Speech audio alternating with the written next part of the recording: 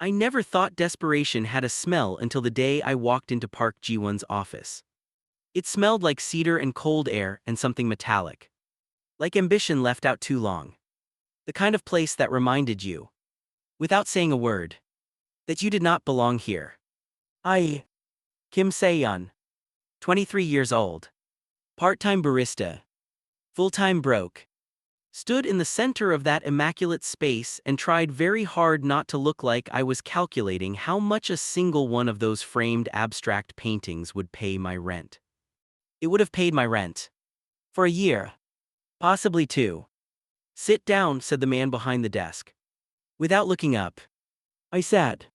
Park Ji-won was 28 years old and the youngest director in the history of Hee-won Group, one of South Korea's largest private conglomerates. I knew this because I had spent the previous evening reading everything about him that the internet would give me. After my roommate Do-yeon had called me at 11 at night, voice pitched somewhere between hysteria and excitement, and told me that Park Ji-won was looking for someone. Not an employee. Not an intern. A fake boyfriend. "Your name is Kim Se-yeon," Ji-won said. Still not looking up. He had a file open in front of him. And I realized, with a lurch of something uncomfortable, that it was a file about me. "Yes," I said. 23. Part-time cafe work. You studied literature at Hanguk University for 2 years before you had to drop out due to financial difficulties. You currently share an apartment in Mappo with one other person.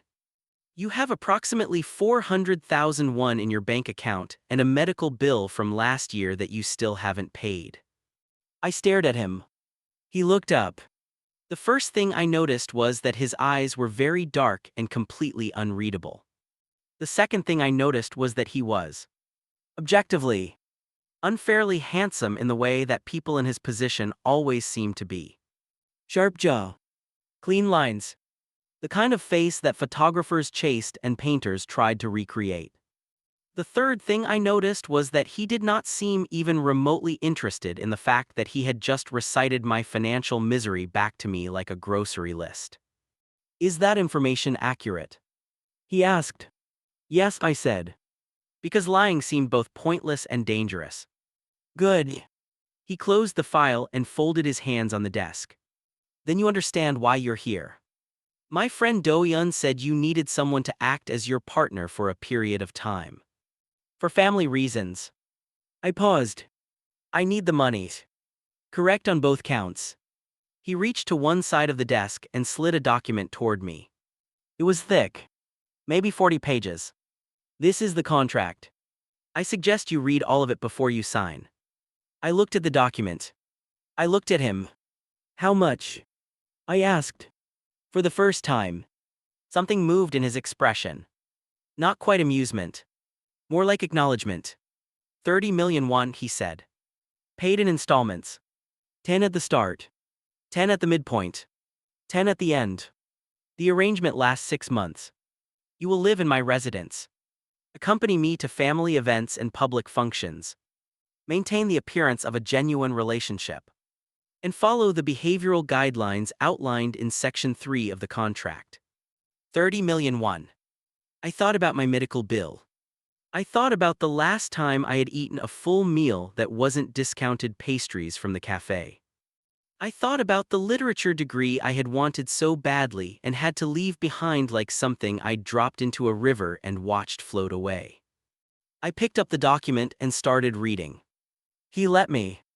He turned back to whatever was on his screen and worked in silence while I went through 40 pages of the most meticulously constructed personal services agreement I had ever encountered.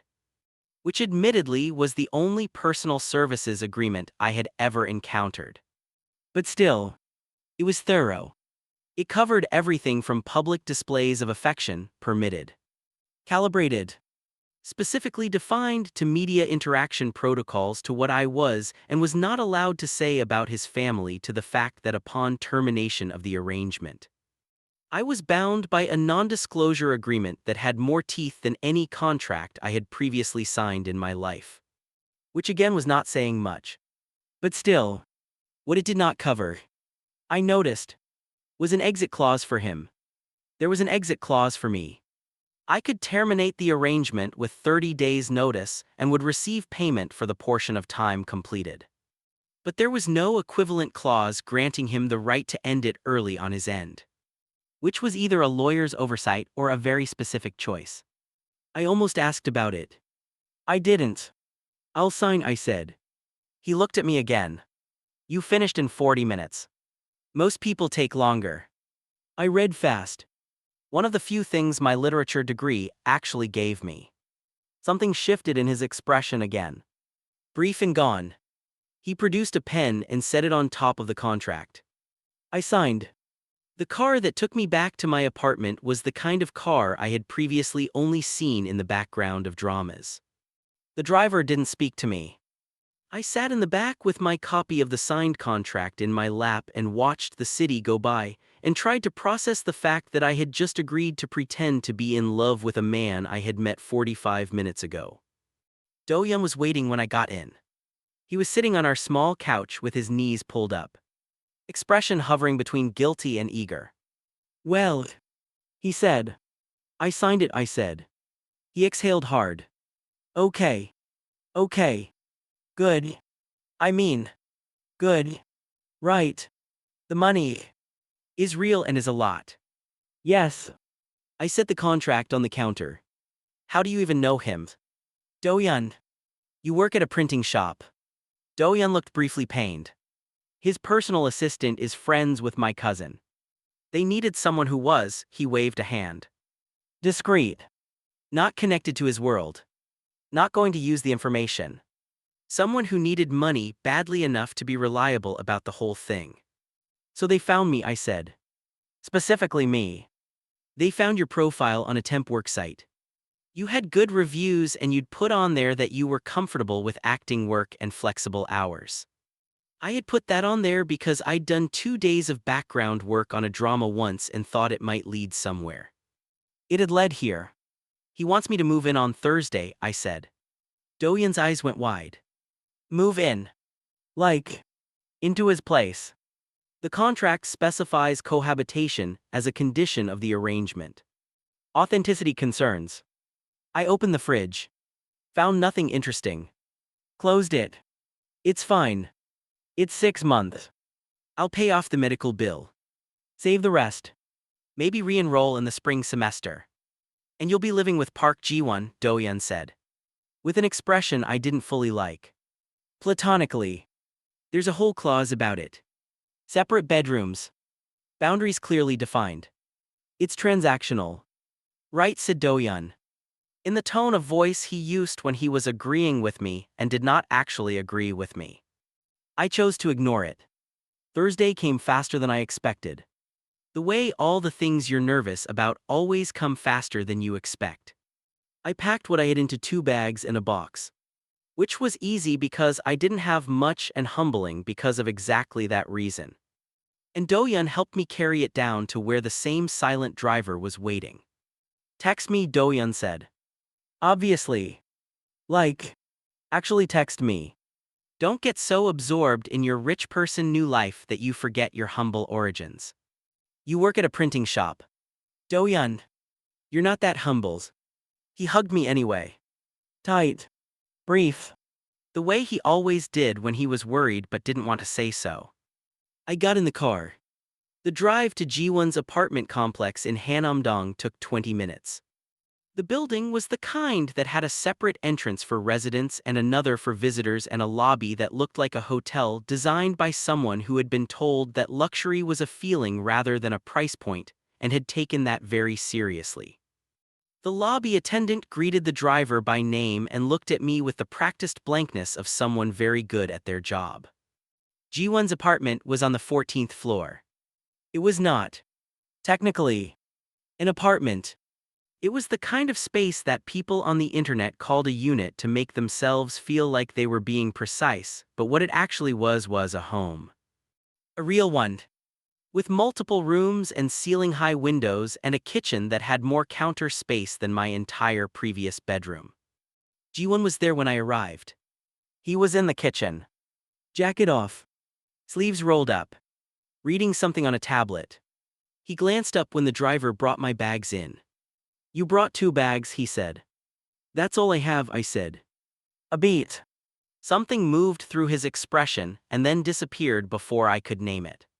Your room is through here, he said, and led me down a short hallway to a door that opened onto a bedroom that was, conservatively, 3 times the size of my previous room, with a proper bed and a window that looked out over the river and a small attached bathroom. I stood in the doorway and absorbed it. There's a dresser and a wardrobe, Jiwon said. From behind me. If you need more storage, tell me and I'll have something arranged. This is fine, I said. This is more than fine. Good. He paused. Dinner is at 7. I usually cook on weekdays. If you have dietary restrictions or preferences, tell me now. I turned to look at him. You cook? Yes. Yourself? You personally cook?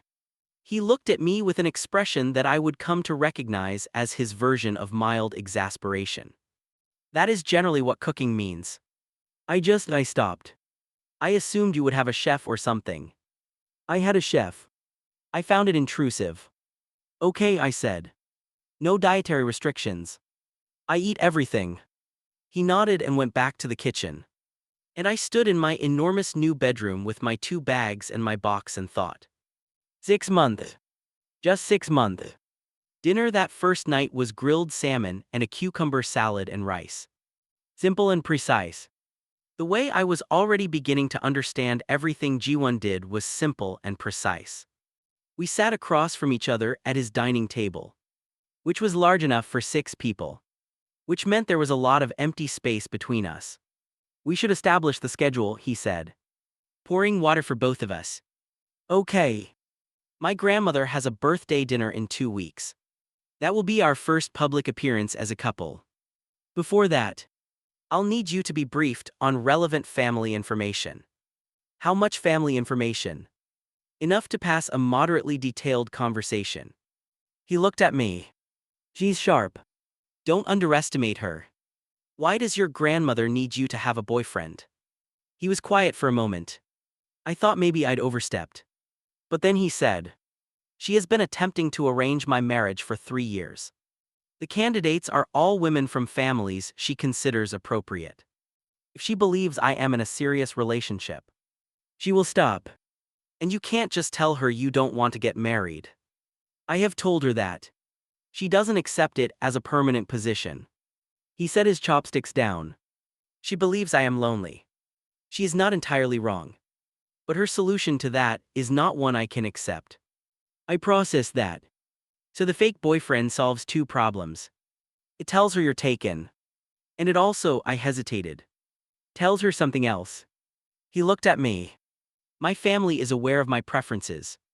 My grandmother is choosing not to be. Oh, I said. We ate in silence for a while. You'll need new clothes, he said eventually. I have clothes. You'll need different clothes. For the events you'll accompany me to. I'll arrange an account at a stylist. I opened my mouth to argue on principle and then thought about the 400,000 won in my bank account and closed it. Okay. The key rules, he said, in the tone of someone reciting something they had prepared. In public, you will refer to me by my given name. G1. You will maintain appropriate physical proximity. If media is present, do not initiate contact with them. If asked how we met through a mutual friend 8 months ago. If asked about the nature of our relationship, it is serious and committed. Do not elaborate unnecessarily. Got it. In private, there is no performance requirement. You are free to conduct your own life as you see fit within the space. I keep to my schedule. I would appreciate if you kept to yours. What is your schedule? He looked slightly surprised. Like the question was unexpected. I leave at 7:30. I return between 7 and 8 in the evening. Depending on the day. On weekends I work from here in the mornings. I have a gym in the building I use at 6 a.m. Okay, I said. Do you have a schedule? I'm between jobs right now. I'll figure something out. You don't need to work, he said. The first installment. I know.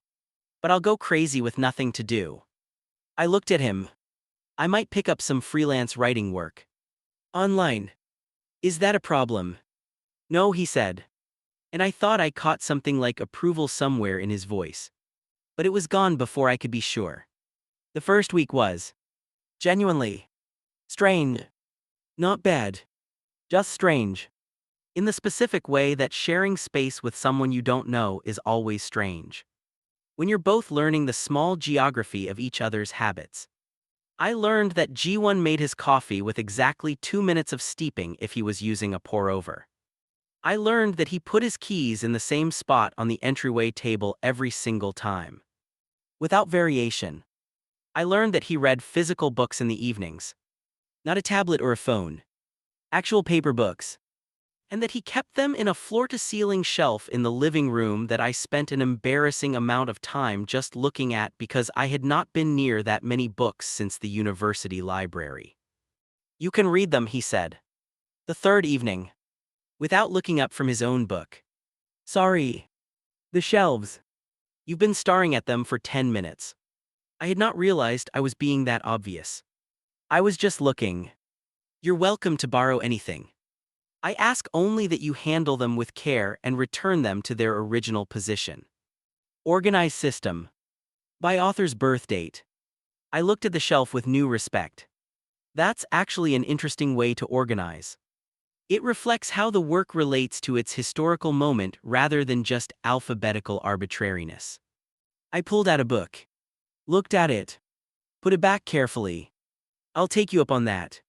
Thank you. He made a small sound that was neither a yes nor a no and went back to reading. And I sat down on the other end of the couch with my laptop and my freelance project, and for the first time since Thursday. The strangeness felt a little less strange and a little more like something else I didn't have a word for yet.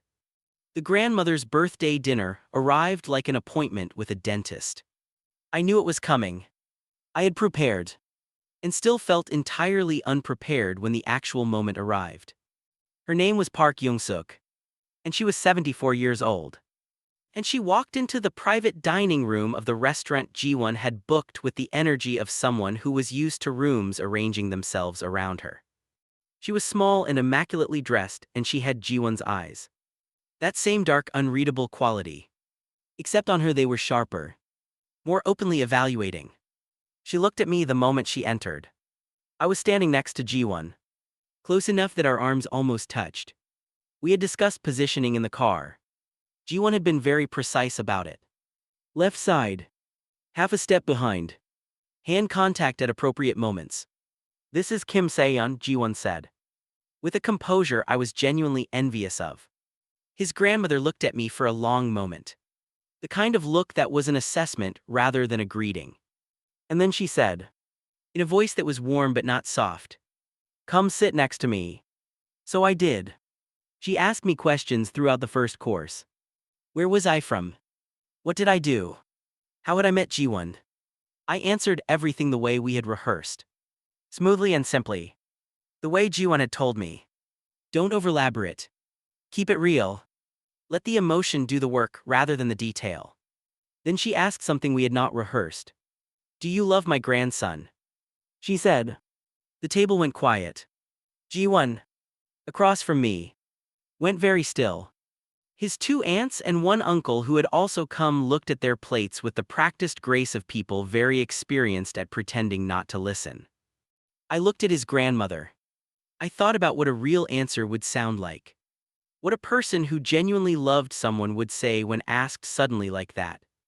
Without warning. I didn't expect to, I said. When I first met him, I thought he was too controlled. Too precise. The kind of person who has a place for everything and doesn't like things that don't fit into the places he's made. I paused. Then I saw how he takes care of things. Small things. The way he handles books. The way he always knows where his keys are. The way he makes coffee. And I thought, this isn't control. This is devotion. He's devoted to the things that matter to him. I looked across the table at Ji-won, who was watching me with an expression I had never seen on him before. I want to be one of the things that matter to him. Maybe I'm getting there. Silence. Then Park Young-suk reached over and patted my hand. He has always needed someone who would understand that about him, she said quietly. Ji-won looked away. I looked at my plate and thought. Strangely, that the worst part of what I'd just said was that none of it had been difficult to say. In the car on the way home, Ji-won was quiet for a long time. Then he said, "That was not in the script." "I know," I said. "I improvised. It worked." I noticed. Another silence. The city moved past the windows. All light and motion. "The part about the books," he said. "About devotion." "Yes. You didn't get that from a briefing document." "No," I agreed. "I got that from watching you." He didn't say anything to that. But for the rest of the drive, he didn't look away from the window. And I found myself watching his profile in the passing light. And thinking thoughts I was fairly certain I had not agreed to think when I signed that contract. A month in, I had established a routine. Mornings were mine. I would get up early, make my own coffee in the kitchen, work on whatever freelance project I had going. Sometimes sit with one of Ji-won's books and read until the light in the apartment shifted from morning to midday. Afternoons were variable depending on what the schedule required. Evenings, increasingly, were shared. Not intentionally at first. It just happened. Ji-won would come home. We would eat dinner. And instead of retreating to our separate spaces, we would both end up in the living room. Doing separate things. Inhabiting the same quiet. I would work or read. He would read or review documents. Occasionally one of us would say something. It became, despite everything, my favorite part of the day. "What were you writing today?" he asked one evening. In early November. Without looking up from his book. "An article about the history of the epistolary novel," I said. "For a literary magazine. It doesn't pay much, but the editor is good and the work is interesting." Epistolary, he repeated. Letters and documents as narrative. And the way the form itself carries meaning. The fact that you're reading what someone chose to write down is already an act of intimacy. Whatever they include is a choice. Whatever they leave out is a choice. Like performance, he said. I looked at him. What? What we do. The public version. He turned a page. It's epistolary in a way. What we show is a choice. What we don't show is also a choice. The selection is the narrative. I stared at him for a moment. That's actually a very smart observation, I said. You seem surprised. I'm not surprised. I stopped. I think I default to underestimating you sometimes. You present as so contained that I forget what's underneath. He lowered his book slightly and looked at me. And what do you think is underneath? The question sat in the air between us. And I was suddenly very aware of the distance on the couch. Which was less than it had been a month ago. Not by design. Just by the gradual erosion of distance that happens when people share space and stop remembering to maintain it. I think, I said carefully, that you're a person who thinks about things very deeply and has decided that showing that is a vulnerability you can't afford in the position you're in. He was quiet. I think you read books about dead people's birthdays because you want context, I continued. Because I had started and couldn't seem to stop. You want to understand where things come from.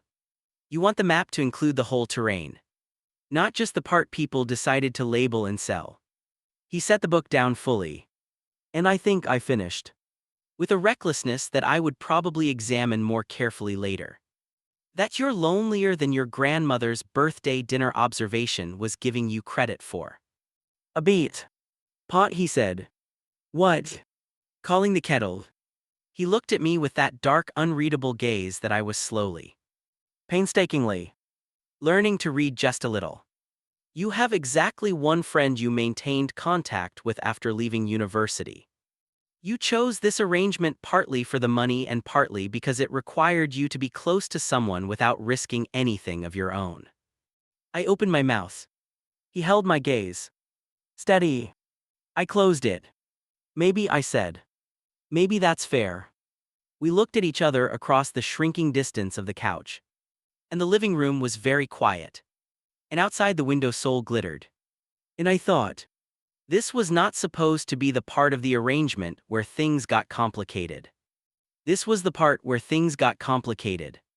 The stylist his office had arranged for me was a woman named Yuna, who was extremely professional, very direct, and had an unsettling ability to look at a person and immediately know what they needed to be wearing. She took one look at me during our first appointment and said classic lines. Nothing trendy. Warm tones with the confidence of someone diagnosing a condition. 3 weeks later, I had a wardrobe I didn't quite recognize myself in, but that Doyun, when I sent him photos, declared with great enthusiasm, was completely unhinged in the best way. The second family event we attended was a charity gala that Hewon Group co-sponsored every year. It was large and glittering and full of the kind of people who existed in another layer of the city. One that only became visible at events like this. A layer made of money and connection and the particular social fluency that came from having attended the right schools and the right gatherings for a generation or more. Jiwon was, in that environment, a completely different person. Not different in a bad way, but different. At home he was contained but present. Quiet in a way that had texture. At the gala he was precise and smooth. Every word calibrated.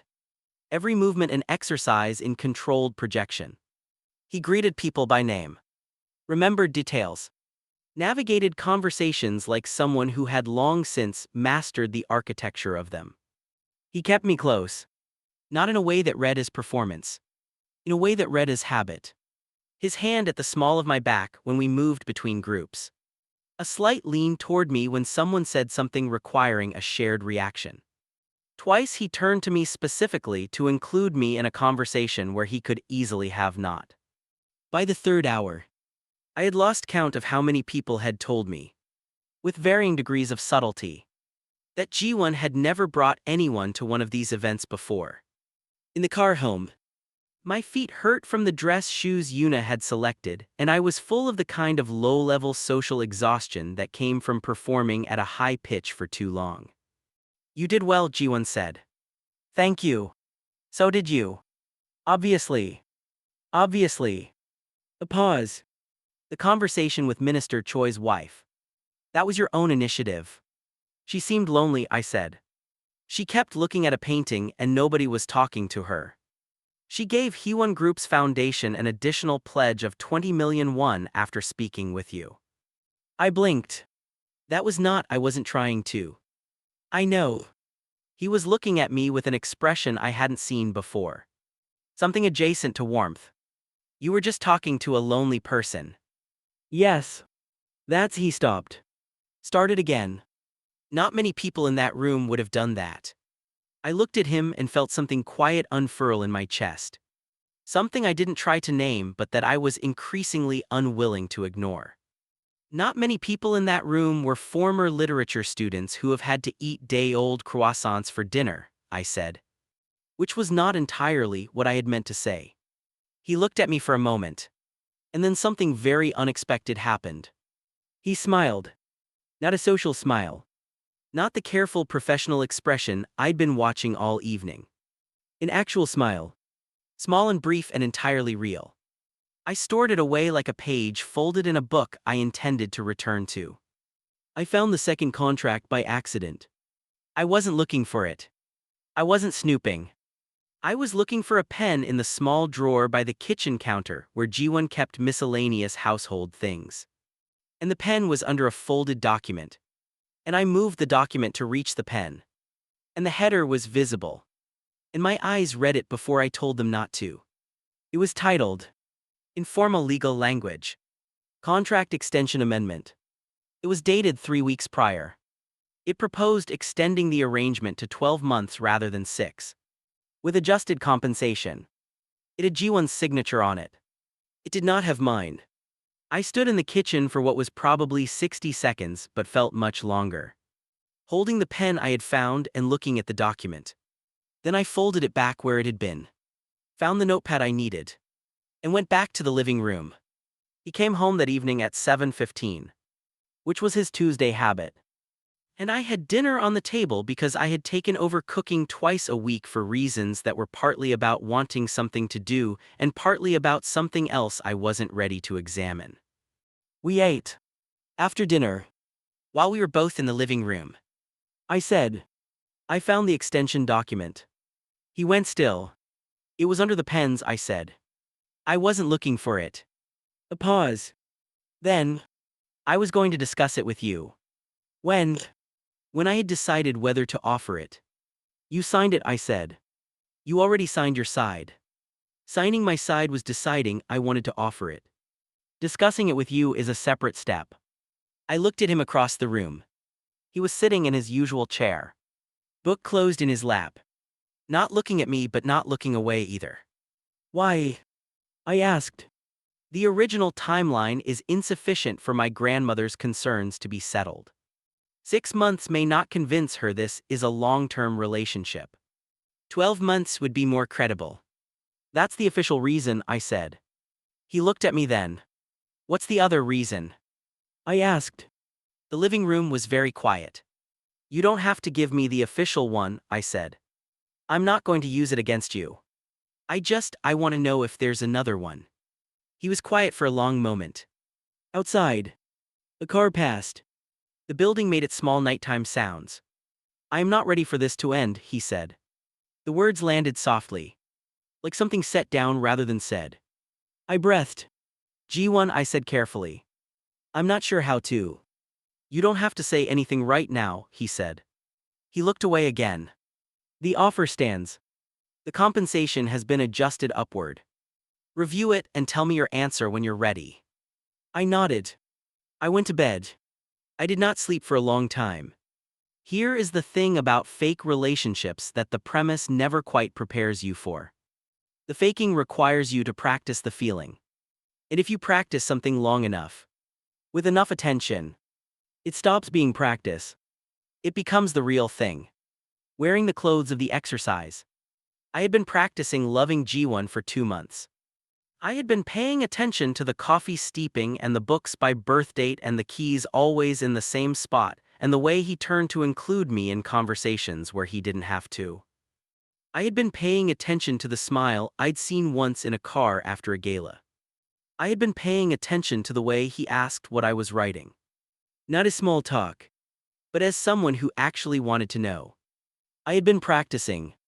And now, lying in my enormous bedroom in his apartment with the river visible through the window, I was looking at the evidence and trying to decide whether what I was feeling was an artifact of the practice or whether the practice had revealed something that was already there. I thought about the contract. About the fact that he had signed an extension before telling me. I thought about the exit clause that only went one way. And I thought, I should be more unsettled by this than I am. Which was, perhaps, its own answer. 3 days later, I told him I would sign the extension. He was in the kitchen, making coffee. Back to me. "Okay," he said. "You're not going to ask why." A pause. He turned around. And he was looking at me with that expression I had been learning. The one that meant he was thinking more than he was saying. "Do you want to tell me why?" he asked. "Not yet," I said.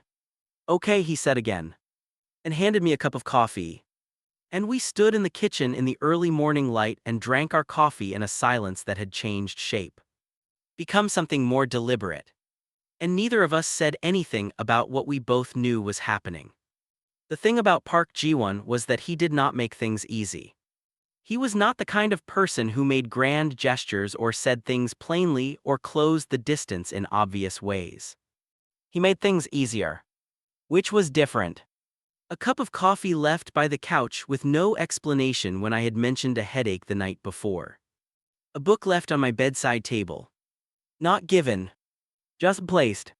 That happened to be by the author I had mentioned admiring during a dinner conversation 3 weeks prior. The quiet, precise accumulation of small attentions. I noticed every single one. He noticed that I noticed. Neither of us said anything about it. I was beginning to understand. The specific language of Park Ji-won.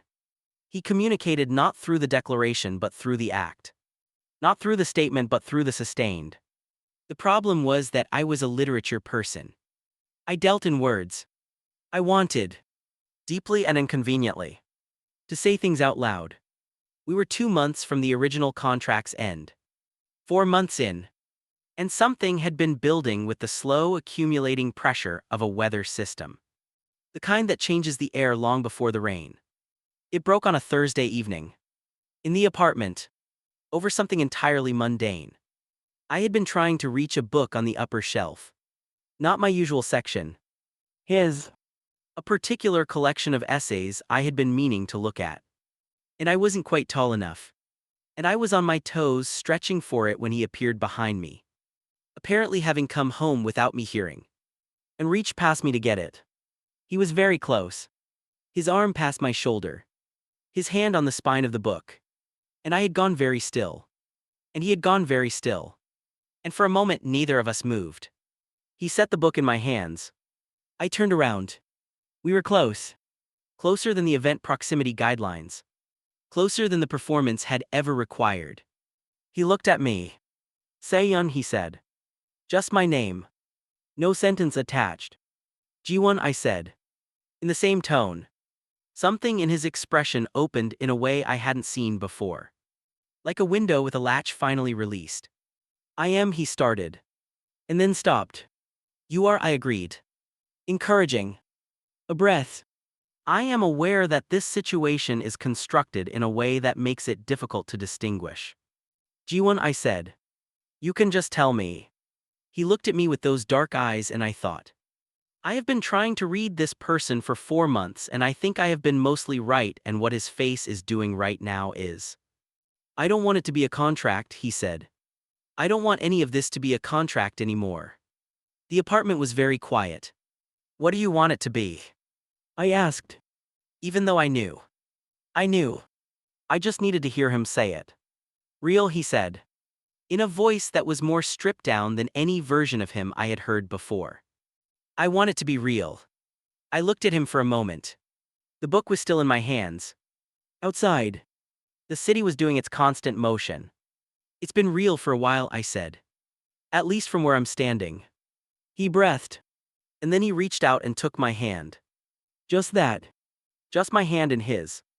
And stood there holding it like it was something he had been thinking about for long enough that the thinking had become its own weight. Okay, he said. Quietly. Like a promise. Okay, I said back. That night we did not do anything dramatic. We ate dinner. We sat in the living room. We were both in our usual spots on the couch. Which had slowly, over months, migrated closer together. But his hand found mine again somewhere in the middle of the evening and stayed. And neither of us mentioned it. And neither of us needed to. It was, I thought, the most intimate thing I had ever experienced. The quiet claimed reality of a feeling that had been present for months and was finally no longer pretending. The next few weeks were different. Not loudly different. Quietly different. In the way that things that have changed fundamentally often look the same on the surface but feel entirely transformed from within. He texted me during the day. This was new. Small things. Sending an article he thought I'd find interesting. Asking if I needed anything when he was passing a market. I started leaving a note on the counter when I went out.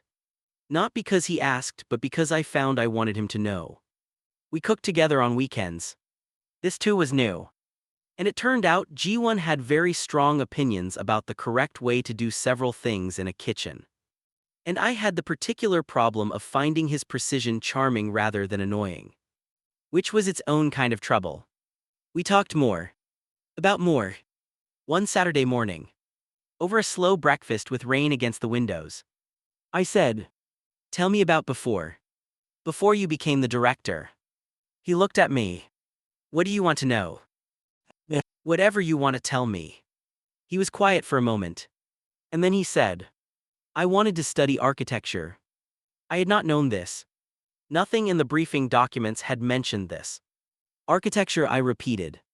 The way a space is organized determines what can happen in it. I found that interesting. The way structure creates the conditions for possibility. He looked out the window at the rain. My father had different plans for me. And you followed them. I was 21. I believed that what he wanted and what I wanted could eventually converge. That if I was good enough at what he needed, I would eventually have the capital too. He stopped. It doesn't matter. It matters, I said. He looked back at me. The book's organized by birth date, I said.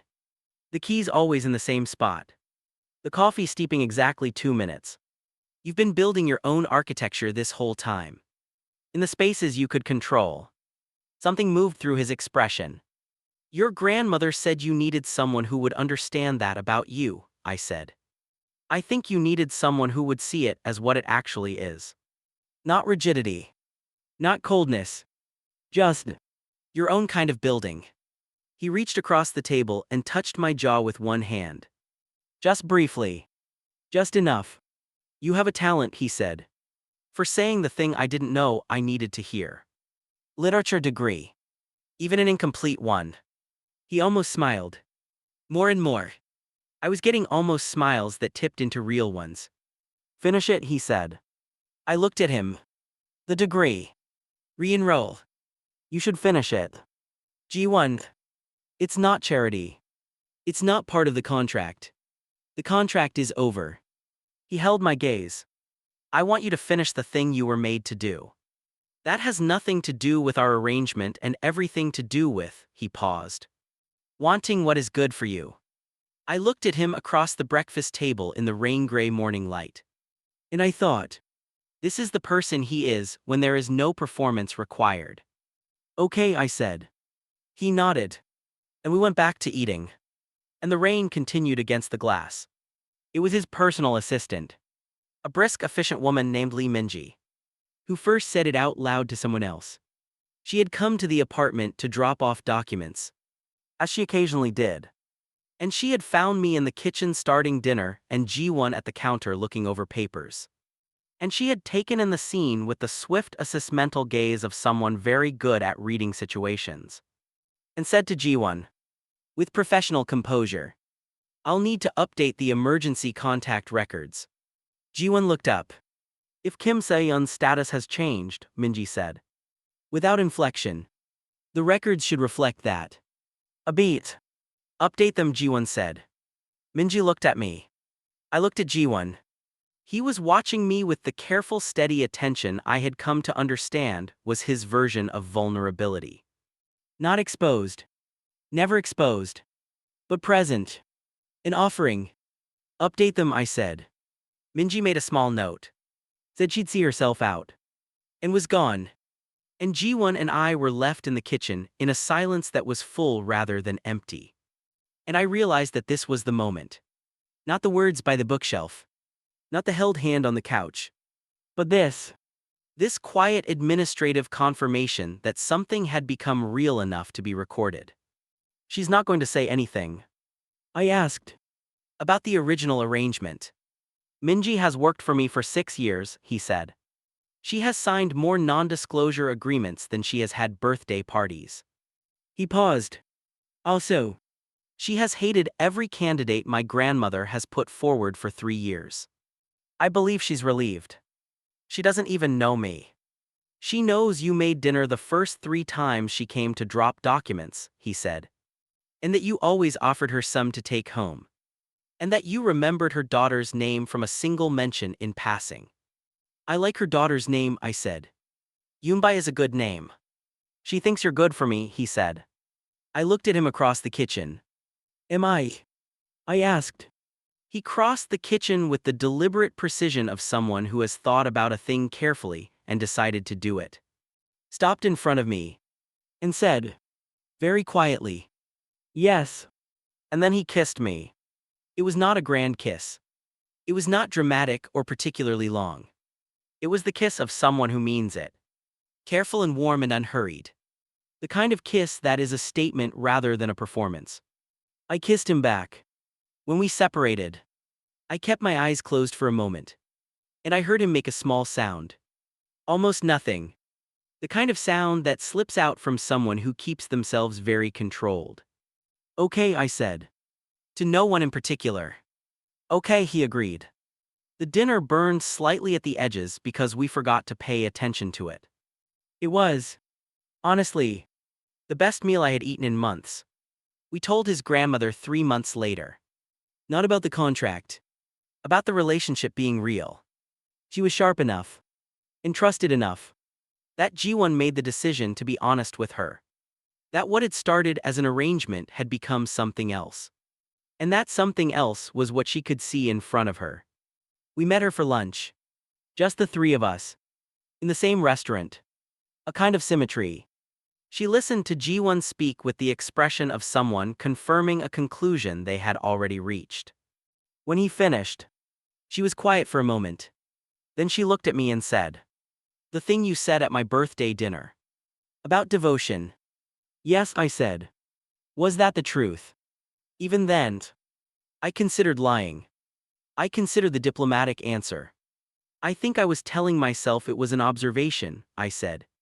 "When it was already more than that. I just didn't know it yet." She reached out and patted my hand again. The same gesture as before. "He has always needed someone to see him clearly," she said. And the precision of that landed somewhere deep and stayed. Most people see the position. You see the person. I looked at Jiwon, who was watching his grandmother with an expression that was the most open I had ever seen on him. Not vulnerable in the public way. But real. Genuinely real. A crack of feeling visible through the careful surface. I reached under the table and found his hand. He turned it over and held mine. His grandmother saw. Said nothing. Drank her tea with the small, satisfied expression of someone who had, from a long view, gotten what they wanted. Not what they planned, but what they actually wanted. Which was something different and better. The 12-month contract ended in April. By that point, the document had long since become irrelevant. The way a map becomes irrelevant when you already know the terrain by heart. I re-enrolled at Hanguk University in the spring semester. Jiwon drove me on the first day. Because he happened to have a meeting nearby. Which may or may not have been actually true. But which I chose to accept at face value. He walked me to the building and then stood there for a moment with his hands in his coat pockets looking at me. "You look different," he said. "I'm terrified," I said. "You look like you belong here." I looked at the building. The familiar stone of it. The students moving in and out. The whole ordinary architecture of a life I had wanted back for 3 years. "Thank you," I said. "For what?" "For making me say yes. Not to the contract. To re-enrolling." He considered this. "I only suggested it." "You suggested it in a way that made it seem possible when it had stopped seeming possible." I looked at him. "That counts." He looked at me in return. And the morning light was doing something to his face. Making him look younger. Less managed. The way people look when they're in a place where they're allowed to simply be. "Call me when you're done," he said. "You'll be in meetings." "I'll step out." He would. Too. I knew this. I had learned this. That when Jiwon said he would do something, the thing was done. That was the architecture of him. What he built. He maintained. I kissed him quickly. Right there in the street in front of the university building. And he made that small almost nothing sound. And I walked up the steps into the building feeling, for the first time in 3 years, like I was walking forward rather than sideways. That evening he cooked something elaborate. A project recipe he had been saving. Something with 3 components and a sauce that required attention. I sat on the counter and talked to him while he worked. The way we had settled into. This specific domestic rhythm that had become the texture of our days. At one point he handed me a spoon to taste something and I leaned forward over it and said, "More salt," and he added salt and tasted and said, "You're right," in the tone of someone who found being right unremarkable. "I'm always right about salt," I said. "You are frequently right about salt." I would not say always. Name a time I was wrong about salt. He thought about it seriously. Which was very G1. "The soup in January," he said. "That was a deliberate choice. You said, and I'm quoting you precisely, 'I think this needs more salt,' and then it had too much salt." I revised my position. "Mid-salt," he said. "Revision mid-salt." I laughed. Full and real.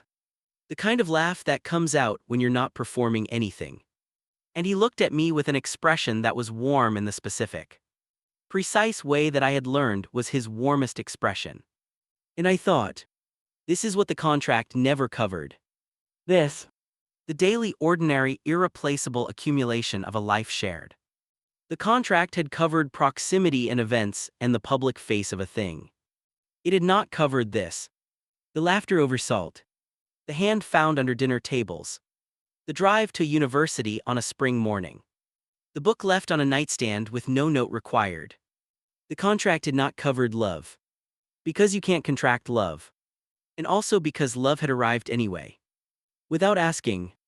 The way it always does. Through the small door of attention. Through the window of being seen.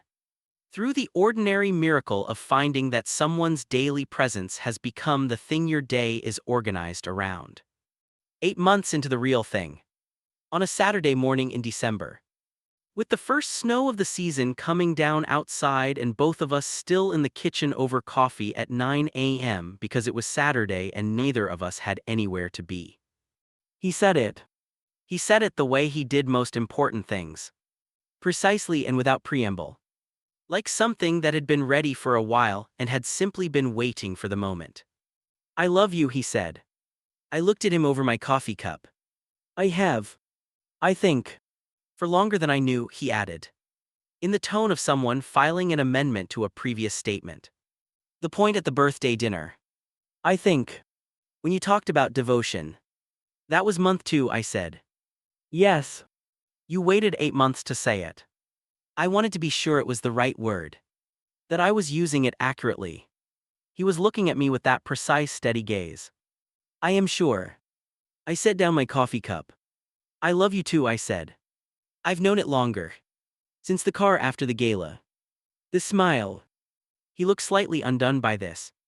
The way he only occasionally allowed himself to look. The smile, he repeated. You smiled. Actually smiled. Not the professional one. And I thought. I want to keep seeing that. I want to be the reason for that. I looked at him. That's love. I think. Or the beginning of it. He reached across the counter and took my hand. Outside. The snow continued to come down. Soft and steady. Covering the city in something that made everything temporarily quiet. I never intended, he said. For the contract to become this. I know, I said. I intended something more managed. I know that too. It became, he stopped. Unmanageable. In the best way, I said. In the best way, he agreed. And held my hand in both of his the way he sometimes did. Like something he was choosing to take care of. The snow fell. The coffee cooled. And I sat in the kitchen of the apartment that had started as a contract stipulation and had become. Somewhere in the space between performance and truth. Home. My home. In the most real sense. The kind made of people rather than places.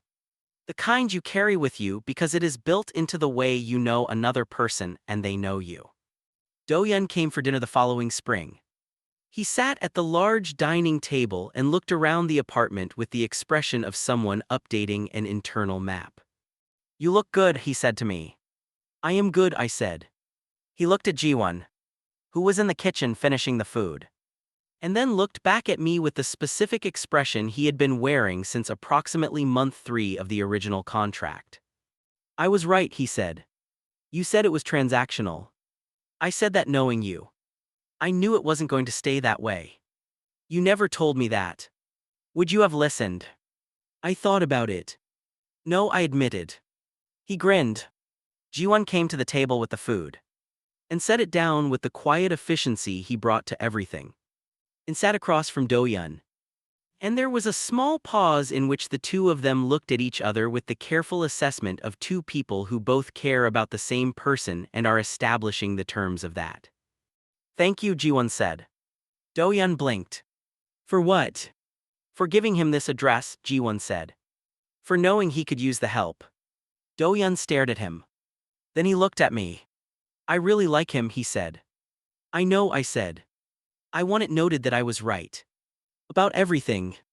Duly noted, said Jiwon. and served the rice with a composure so complete that it took Doyeon a full 3 seconds to realize he was being gently teased. We ate. We talked. Outside. Seoul moved and hummed, full of its millions of small contracts and arrangements and encounters that were supposed to be one thing and became another. And I sat at the table that had once felt too large for two people and found it felt exactly the right size. I signed a contract to be his fake boyfriend. 6 months. 30 million won. Clean. Simple. Transactional. He never let me leave. Not because the contract prevented it. Not because the extension amendment had my signature on it too. Not because of any clause or condition or obligation.